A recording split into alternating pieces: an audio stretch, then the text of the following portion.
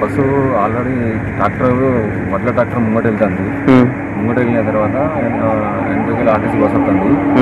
ముందే బండి బండి అని చెప్తూనే ఉన్నా అనేది. నేను ఏంటంటే ట్రాక్టర్ లైట్గా బ్రేక్ వచ్చినట్టు డౌన్ చేసి మీరు ఇంకో డ్రైవరా? ప్యాసింజర్ అండి మీరు?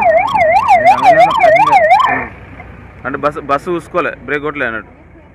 బ్రేక్ బస్సు అనే ఆయన ఆల్రెడీ సడన్ ఈయన సడన్ లైన్ కుదిరింది అంతే. అంతేనా?